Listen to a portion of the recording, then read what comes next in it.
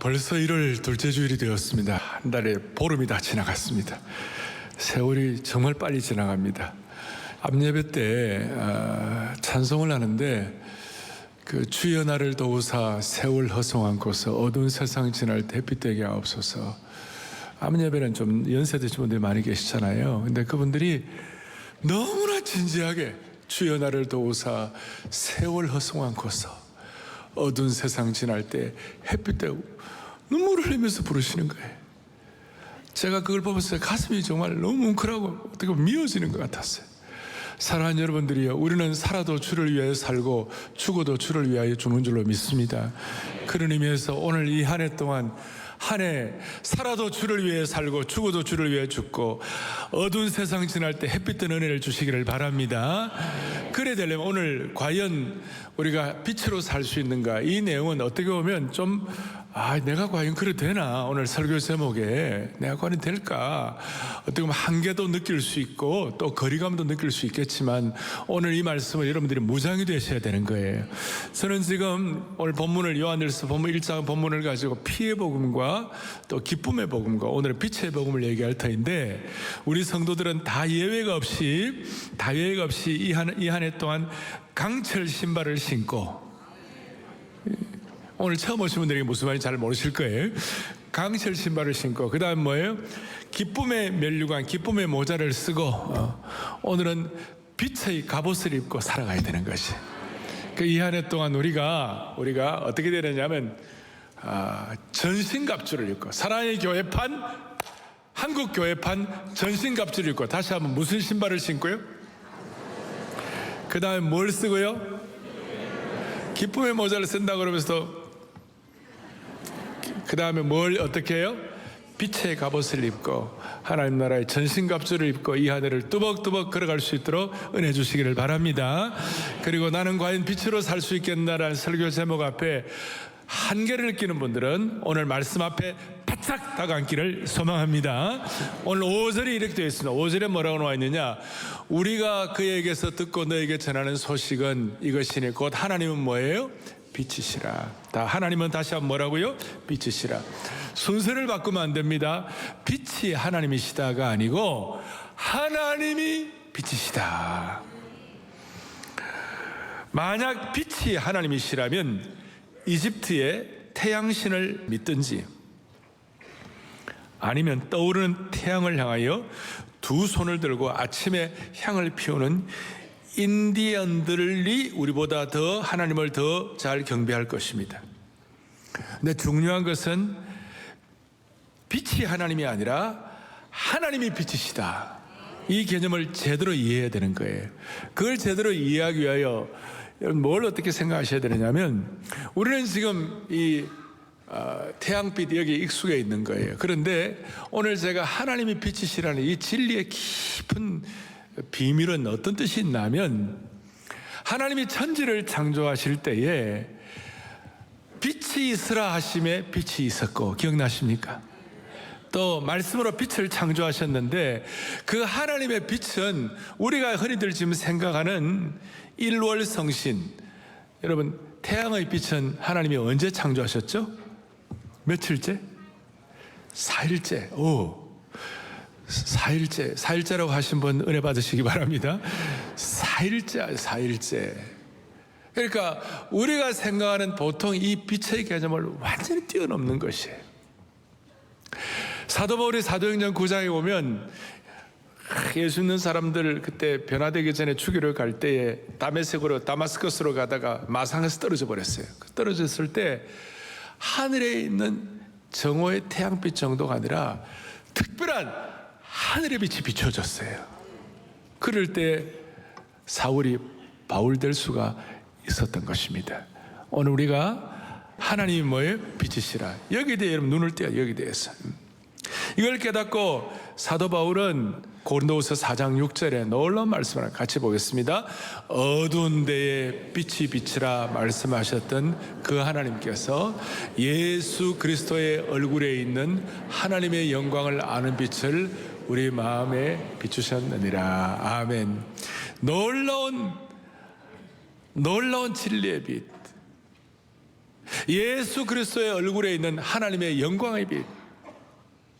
이 빛은 하나님의 영광의 광채이시고 진리이시고 의로우심이며 순수함을 포괄하는, 어떻게 보면 구약의 쉐키나의 영광의 빛이 무엇인지를 깨닫게 하시는 그런 빛을 오늘 깨달을 수 있고, 그것이 여러분들에게 무장되기를 바라는 것입니다. 그러니까 오늘 이 하나님의 영광의 빛을 체험하고 영광의 빛의 갑옷을 입고 오늘 이 하늘을 뚜벅뚜벅 걸어가는 축복이 있기를 소망합니다. 오늘 이 은혜가 있기 위하여 6절에 보니까 만일 우리가 하나님과 사귐이 있다고 어둠에 행하면 거짓말을 하고 진리를 행하지 아니한다 그랬어요. 이건 무슨 뜻인가 하면 그 당시에 영지주의자들이 있었는데, 영지주의자는 뭐냐면 예수님이 육체로 오신 것을 부인하는 사람들이에요. 육은 원래 부정하고 악한 것이기 때문에 그냥 영적으로 뭐 하나 깨달으면 인생은 마음대로 살아도 된다. 그런데 이런 상황에 있는 사람들을 보고 하나님과 사귐이 있다고 사실은 거짓말하는 것이다. 그런데 우리는 빛 가운데 가고 이 진리의 빛에 대한 눈을 뜨고 진실로 하나님과의 교제의 수준에 들어가면, 제가 말씀드렸죠, 하나님의 교제에 들어가면 하나님의 가장 고귀하고 소중한 것들을 우리에게 부어주신다고 말씀하셨어요. 그러면 우선 오늘 이 빛의 진리에 관해서 하나님이 우리에게 주시는, 하나님과의 교제권 안에 들어간 사람, 진리의 빛 가운데 가는 사람들에게 주시는 몇 가지 축복이 있어요. 그걸 먼저 우리가 알고 우리가 적용하면 될 것 같은데, 첫 번째는 5절에 보니까 다시 한번 그에게는 어두움이 조금도 뭐예요? 없으시다. 이 놀라운 하나님의 영광의 빛, 거기에는 어둠이 조금도 없으시다. 무슨 뜻인가 하면 우리가 일반적으로 이 영광스러운 하나님의 빛에 대한 눈을 뜰 뿐만 아니라 세상적인 빛에 대해서 조금 우리가 서로 비교를 하면 도움이 될 터인데, 여러분 이 하나님의 진리의 빛 가운데 가면 모든 위험을 피할 수 있는 줄로 믿으셔야 되는 것입니다. 첫 번째, 첫째, 빛은 위험을 피하게 해주시는 것이에요. 여러분 여기에 그에게 어둠이 조금 더 없다고 그랬는데, 이 어둠이란 방향이 없는 상태를 말하는 것이고, 사람들은 빛의 복음이 없으면 방향 감각이 사라지는 것이죠. 빛의 복음이 있으면 방향 감각을 회복해서 바로 갈 수 있는 것입니다. 그래서 우리는 빛의 복음, 방향 감각이 있을 때 우리 앞에 있는 웅덩이와 구덩이에 빠지는 것을 면할 수가 있는 것이에요. 제가 이 중학교 다닐 때 그 자전거를 열심히 탔는데, 자전거를 타고 가는데 제가 어떤 농촌의 그 언덕 그 옆에 있는 길, 신장로 길, 제법 넓은 길이었어요. 밤에도 제가 뭐 걸어 다니는데 이상이 없고, 그래서 자전거를 타고 가는데 나는 이제 뭐 어두운 데서도 내가 자전거 충분히 탈 수 있다 생각하고 자전거 타고 가다가 그대로 그냥 막 도랑에다 빠져버렸어요. 그냥 확 처박혔는데 얼마나 아픈지. 그때 깨달은 진리가 있어요. 뭐냐면, 내가 어두운 가운데서는 결코 자전거를 타면 안 되겠구나. 내가 내 이 길을 내가 안다고 해서 어두워도 자전거를 탈 수 있을 것이라고 지레짐작했는데, 알고 보니까 나 돌뿌리가 있었던 그걸 모르고 착 쳐버리고 그렇게 거꾸로진 거예요. 그러니까 빛의 가치는 위험을 피하게 해 주시는 것입니다.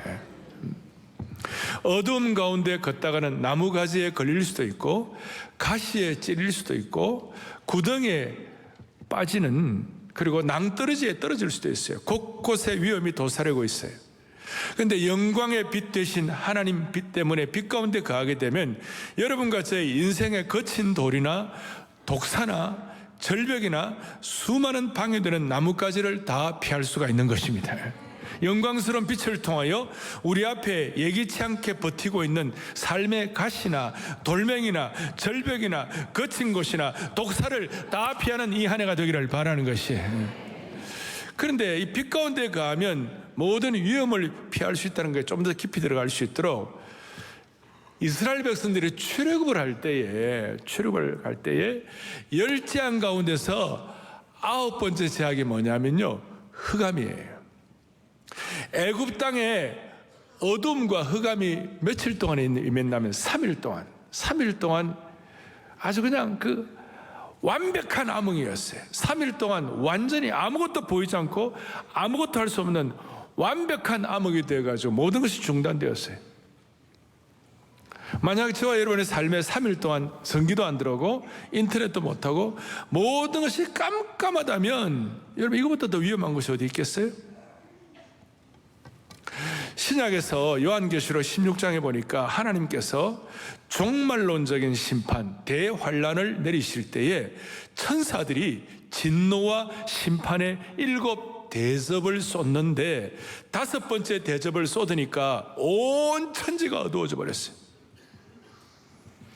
계시록 16장 10절에 보니까 5번째 대접, 5번째 천사가 그 대접을 짐승의 왕자에 쏟으니, 이게 이제 진노의 대접인데, 그 다음에 뭐라고 되어 있어요? 다 같이요.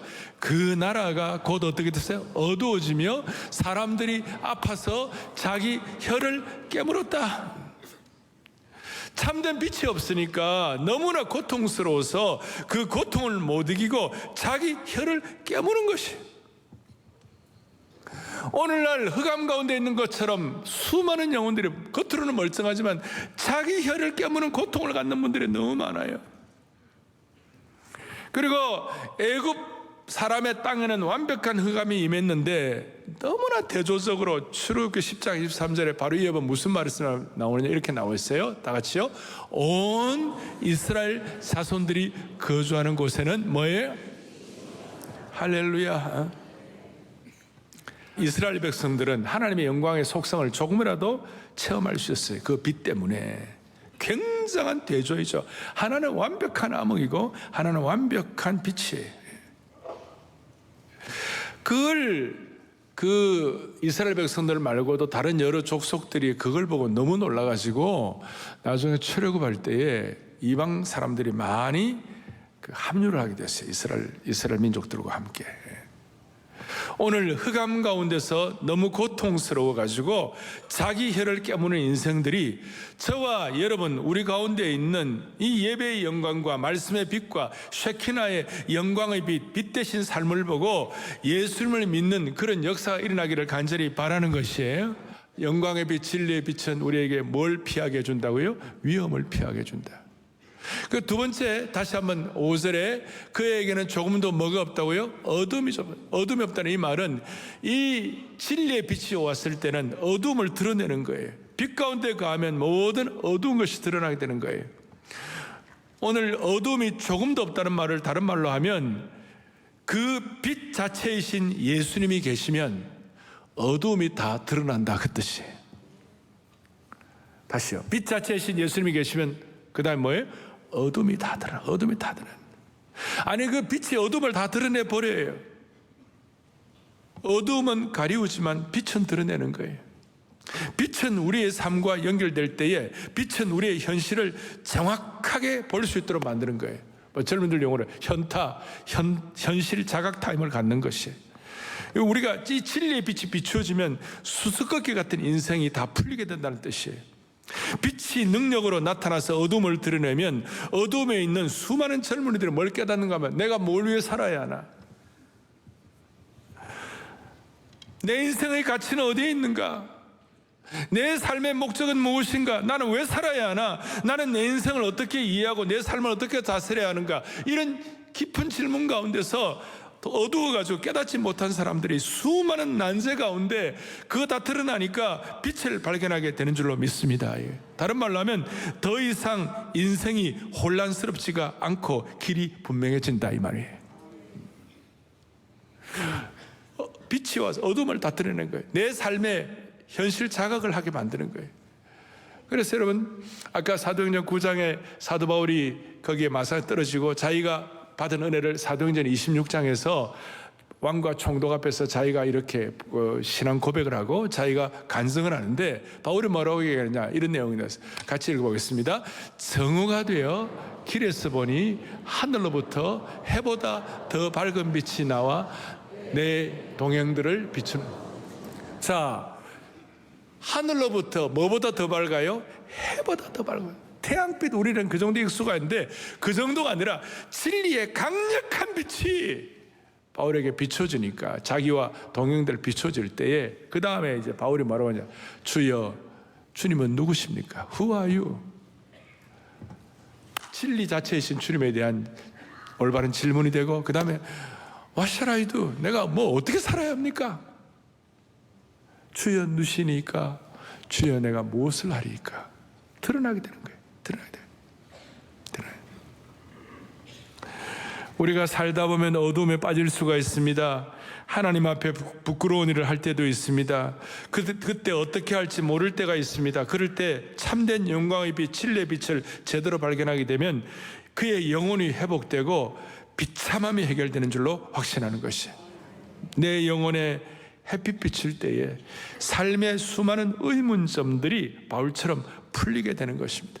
주의 은혜에 꽃이 피고 주의 영광의 광채를 내가 비춰질 때에 주님의 얼굴빛을 발견하게 되고 진리에 대한 눈을 뜨게 되는 것입니다. 그러니까 여러분, 오늘 한국 정치나 여러분들의 개인적인 문제가 결국은 환경적인 것이 아니라, 문제는 밖에 있는 것이 아니라 오늘 이 진리의 빛 앞에 내가 어떻게 반응하느냐가 중요하다는 것이에요. 환경이나 남 탓으로 하면 안 되고 자신을 객관화시키고 자신의 문제를 직시해야 되는 거예요. 예를 들어서 결혼 생활에 자각이 어떻게 오는가? 여러분, 결혼에 대해서 세상에 온갖 세상 정보가, 수많은 정보들이 있습니다. 그리고 여러분, 지금 알고리즘 유튜브 하면 결혼에 대한 수많은 정보들이 물밀듯이 여러분들에게 막 들어올 것입니다. 오늘날 세상의 정보들은 자신을 합리화시키고 자기 나름대로 결혼 생활에 자기 하는 거에 대해서 그냥 그대로 그냥 무마시키고 이런 것들이 많아요. 그런데 진리의 빛이 들어오면 이것이 다 드러낸다고 그랬어요. 빛의 말씀, 진리의 말씀은 우리가 어떻게 결혼 생활을 해야 되는지에 대한 온전한 것을 드러내 주신 거예요.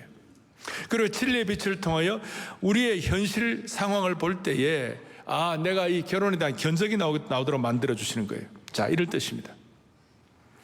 만약에 여러분이 남편이나 아내들, 여러분이 배우자가 아닌 사람과 사랑에 빠져가지고 내가 지금 결혼생활 10년, 20년, 30년 하는데 내 가정이 지루하고 희망이 없이 느껴진다면, 그것 때문에 여러분 조강지처를 버리고 새로운 사람과 새 출발을 해야 되겠다고 유혹에 빠진다면,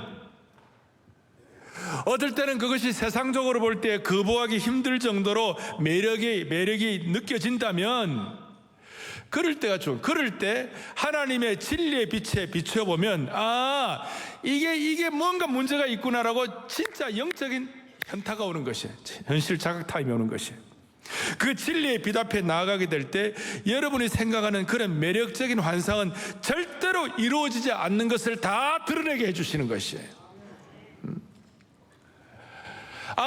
내가 다 버리고 내 나름대로 이렇게 매력을 느껴가지고 내가 그렇게 살면 좋겠지라고 그 생각하는 그것이 얼마나 앞으로 자신을 비참하게 만들고 관계된 모든 가족들에게 상처를 주고 얼마나 고통을 줄 것이라는 사실에 대해서 그대로 드러내 주시는 것이에요. 그럴 때 아이고야, 내가 세상적인 매력이라고 생각했는데 또 내 육신의 어떤 부분은 그거 그렇게 느끼고 싶지만 그렇게 하면 안 되는 거구나. 오늘 이런 드러내는 진리의 빛 앞에 여러분들 모두가 다 지혜로운 반응자가 되기를 바라는 것이에요.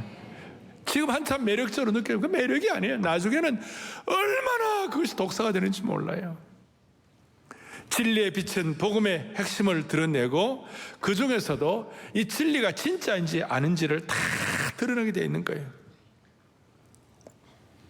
진짜 생명이 있느냐, 진짜 진리 있냐. 저희 미국 신학교 선배였던 존 맥카더 목사님은 이런 말씀을 했어요. 참 슬픈 일이 있다. 슬픈 일이 뭔가? 진리의 빛을 비춰보니까 죄송하지만 슬픈 일이 있다. 타 종교에는 구원이 없다. 진리의 빛을 비춰보니까 천하에 구원을 주실 만한 이름은 예수님밖에 없다. 그런데 타 종교의 구원이 없는 그 슬픈 것보다 더 슬픈 일이 있다. 더 비극이 있다. 그것은 교회 안에서도 진리의 빛에 눈을 뜨지 못한 채 소위 교회 안에 가라지들이 있다는 것입니다. 교회 안에 현대판 바리새인들, 심지어 영혼들의 교회 안에서 상처를 주고 교회 안에서 물어뜯는 늑대 같은 사람들이 있다. 6절 뒤에 있는 것처럼 거짓말을 하고 진리를 행치 않는 사람들. 그런 어두움 가운데 있으면 안 되고 그런 분들이 오늘 어두움에서 진리의 빛으로 옮기기를 바라는 것이에요. 그래서 진리의 빛은 모든 어두움을 드러낼 뿐만 아니라 한 가지 더, 말라기 4장 2절에 보니까 내 이름을 경외하는 너희에게는 공의로운, 다 같이요, 공의로운 해가 떠올라서 치료하는 광선을 비추리니 너희가 나가서 외양간에서 나온 송아지같이 되리라. 할렐루야. 진짜 이 빛이 어둠을 드러낼 뿐만 아니라 이 빛은 우리에게 치료하는 광선의 은혜를 베풀어 주시는 것이 치료하는 거예요. 너희가 나가서 외양간에서 나온 송아지같이 되리라.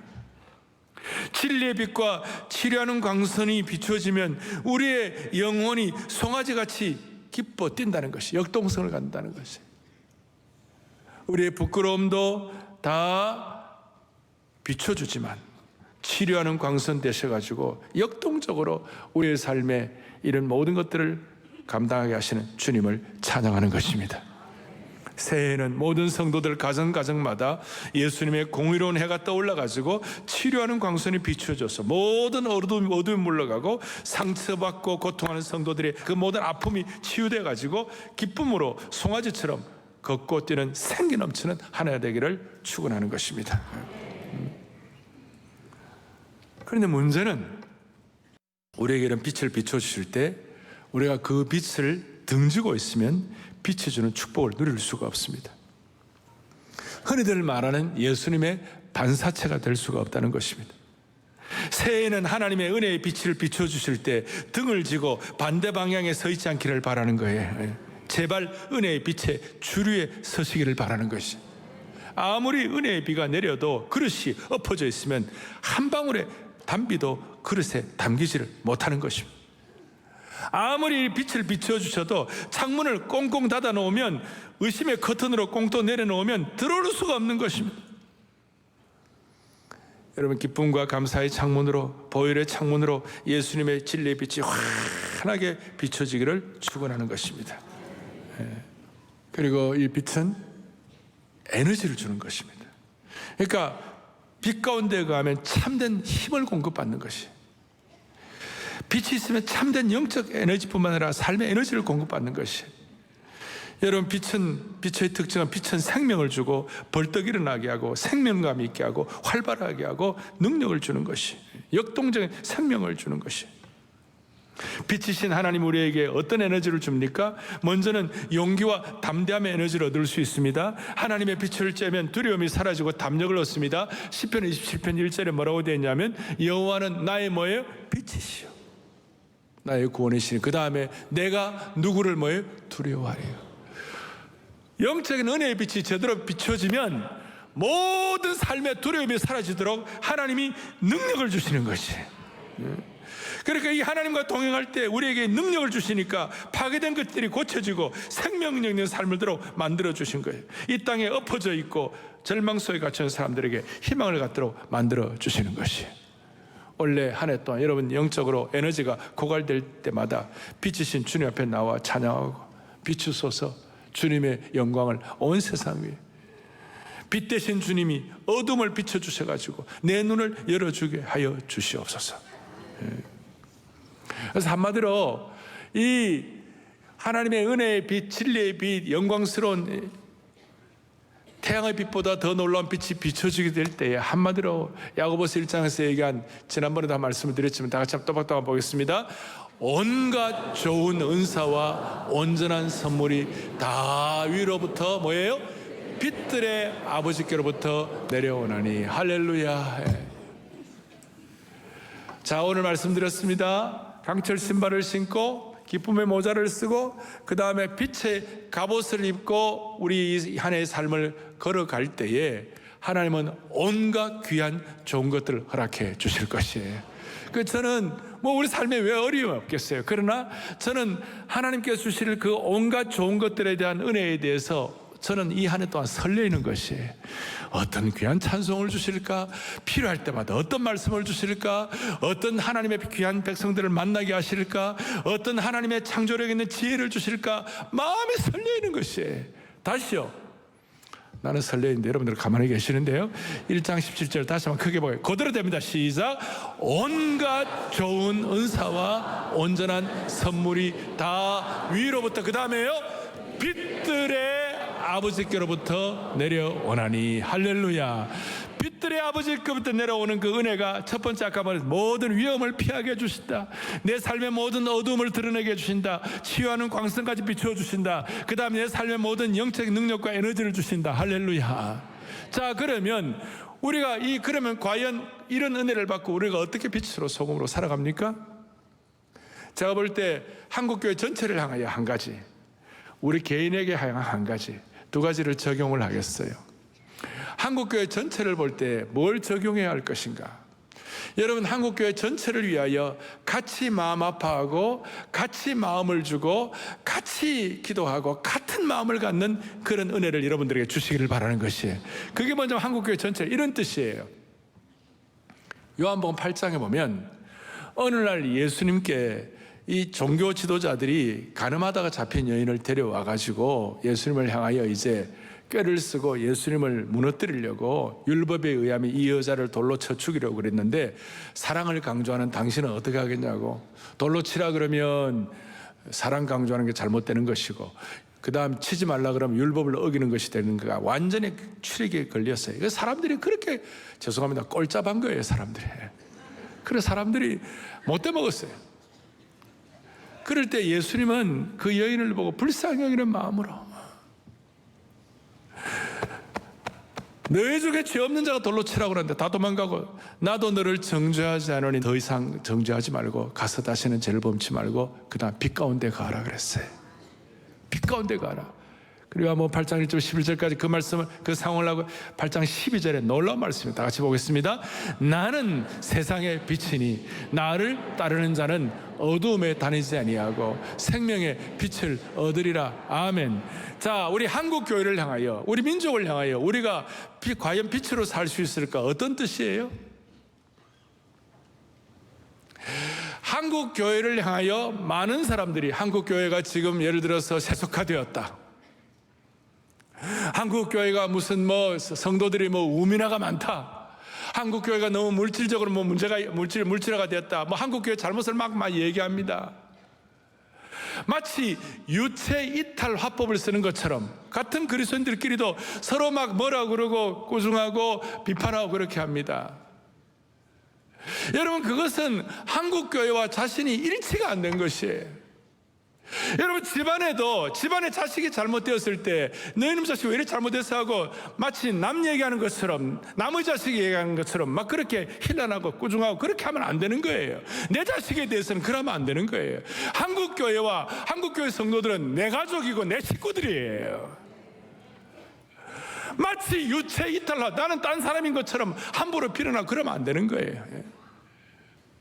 집안의 가장은 집 밖에 나가서 자식 욕 안 하고 흉악한 자식이라도 돌아오면 잘 되기를 원하는 것이, 함부로 이제 한국교회 그만 비난하고 함께 울고 함께 기도하고 함께 아파하는, 진짜 시대에 나이가 적든 크든 시대의 어른이 되기를 바라는 것이. 저는 이제 앞으로 한국교회 신학교에서도 선지적 비판적 선지자만 그만 만들고 진짜 함께 울고 함께 아파하는 빛으로, 빛 가운데 거하는, 더는 심판자의 자리에 앉지 아니하고, 교회 제자훈련 사역을 할 때도 목자의 심정을 가르쳐주고 참 목자의 심정을 지는 그런 목자들을 키우는 축복을 허락해 주시기를 바라는 것이에요. 선대옥하는 목사님도 염려하셨어요. 지식적으로 똑똑하면 잘못된 이상주의자를 많이 키울 수 있다고. 잘못된 이상주의자들의 특징은 뭡니까? 같은 마음의 식구, 같은 아픔이 없는 것이에요. 사랑하는 여러분, 어둠의 열매인 공로의식은 내려놓고, 어둠의 열매인 비판은 내려놓고 빛의 열매인 은혜의 의식으로 사는 축복이 있기를 바라는 것이, 어둠의 열매인 자기 똑똑함, 자기 자아 실현을 내려놓고 빛의 열매인 자기 부인으로 사시는 축복이 있기를 바라는 것이. 한국교회 앞에 우리 모두가 다 같은 식구로서 코로나 기간 동안 우리 함께 울고 함께 웃는 우리 집 우리 교회 신문이 있는데, 코로나 기간 동안 오프라인 신문은 우리가 지금 못 만들고 있는데 이제 곧 만들 거예요. 이제 함께 울고 같이 울면서 한국교회를 향하여 빛으로 소금으로 살아가는 축복을 주시기를 바라는 것이, 그 다음 더 중요한 것은 여러분 개인 자신이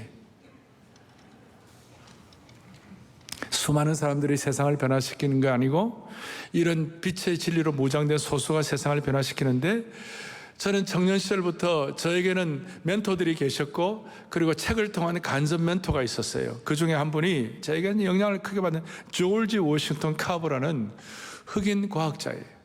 그분은 태어날 때 흑인으로, 그리고 얼마나 비참한지 언제 태어난지도 모를, 자기 생일도 모르는 분이었어요. 그야말로 인생을 한탄할 만한 그런 상황이었지만 복음의 진리의 빛을 받아가지고 어두움이 물러가고 영적인 능력을 받아갖고 미국이 배출한 가장 위대한 과학자 중에 하나가 되었어요. 그의 연구로 세계가 축복을 받았어요. 그가 어느 날 하나님께 이런 기도를 했어요. 하나님 아버지, 창조주신 하나님께서 왜 세상을 만드셨습니까? 그러니까 하나님께서 뭐라고 하냐면, 야, 그런 건 너무 어려운 질문이다. 그 우주 만물을 너 지성으로만 아는 건 쉽지 않다. 그러니까 이 닥터 카버가 뭐라고 질문했냐? 하나님, 그러면 왜 사람을 만드셨습니까? 질문했어요. 그러니까 그것도 어려운 질문이다. 너희 지성이 쉽게 깨달을 수 있는 거 아니다. 너가 마음속에 진정으로 원하는 실제적인 것을 한번 말해보려무나, 이렇게 얘기했어요, 하나님께서. 그러니까 마음속에 고민하다가 섬감처럼 그에게 빛이 비춰져가지고 자기가 고민하던 땅콩 생각이 났어요. 그렇다면 주님, 이 땅콩은 왜 만드셨습니까? 왜 만드셨습니까? 그러니까 주님께서 바로 그거야. 질문을 너무 잘했어. 이제 네가 스스로 알아들을 수 있는 질문을 네가 했구나. 그 순간 그가 마음에 확 오는 것이 있어가지고 밖에 쫓아나가고 땅콩을 한 움큼 들고 자기 실험실로 들어갔는데, 그때부터 하나님께서 땅콩에 감춰진 비밀들을 진리의 빛으로 알려주기 시작하셨어요. 여러분, 남들이 보기엔 작은 것이라 할지라도 하나님의 지식과 부요와 충만함이 부여된 것이었어요. 하늘의 신령한 지혜가 부여된 거예요. 그래서 그 기쁨으로 그걸 이렇게 이제 연구하기 시작하니까 닥터 조지 워싱턴 카버를 통하여 땅콩 버터, 땅콩에서 수많은 잉크, 어떻게 땅콩에서 잉크가 나오는지 모르겠어요. 물감, 구두약, 연고, 크림 등 무려 105가지의 음식과 200여 가지의 실용품을 발명해가지고 땅콩 박사라는 별명을 갖게 되었습니다. 그리고 세상을 변화시키는 거예요. 자, 오늘 나는 과연 빛으로 살 수 있는가? 오늘 빛의 갑옷을 입고 무장한다는 것은 이런 뜻이에요. 여러분들의 땅콩이 뭐예요? 주님의 진리의 빛으로 오늘 이 예배에 참석하신 여러분들의 땅콩을 비춰주시기를 바라는 것이에요. 그럴 때 이 한 해가 105가지, 200여 가지의 아름다운 결실로 채워지는 소중한 한 해가 될 것입니다. 낭비는 하지 말고 같이 웃고 같이 울면서 내게 준 땅콩, 그것이 여러분들의 아내가 될 수가 있고 자식이 될 수 있고 여러분의 사업터가 될 수 있고 가정예배가 될 수도 있고, 오늘 이 하나님 주신 진리의 빛으로 내게 주신 땅콩을 가지고 다른 어려운 것보다도 지금 내가 할 수 있는 그 진리의 빛을 받아갖고 하나님 역사하실 때 이 한 해를 여러분 정말 기대하면서 설레이며 살아갈 수 있도록 은혜 위에 은혜를 덧입혀 주시리라고 믿습니다. 그럴 때 우리가 할 수 없다고 생각하는 세상 사람들이 볼 땐 대개 나는 2033 10년 뒤에 이 민족의 50%가 예수 믿도록 은혜 주시는 그 길도 진리의 빛으로 비춰 주실 것입니다. 할렐루야. 가슴에 손을 얹겠습니다. 하나님 아버지, 오늘 이 진리에 비치신 주님과의 깊은 교제 때문에 하늘의 모든 은혜들을 받아 누리게 하여 주시옵소서. 모든 위험으로부터 이 안에 피하게 하여 주시옵시고, 어두움과 수수께끼 같은 난제들이 내 삶에서 다 풀리게 하여 주옵소서. 어두움의 열매인 공로의식은 내려놓게 하시고 빛의 열매인 은혜의식으로 살게 하여 주시기를 소망합니다. 바울 사도같이 참빛 앞에 자신을 진실로 깨닫는 한 해가 되게 하여 주시옵소서. 이 한 해 동안 진리의 빛의 갑옷을 입고 한 해를 힘차게 걸어갈 수 있게 하시고 내게 주신 삶의 땅콩에 진리의 빛을 비춰가지고 수많은 결실을 가지고 하나님께 큰 영광 올려드리게 하여 주옵소서. 예수 그리스도 이름 받들어 간절히 기도 올리옵나이다. 아멘.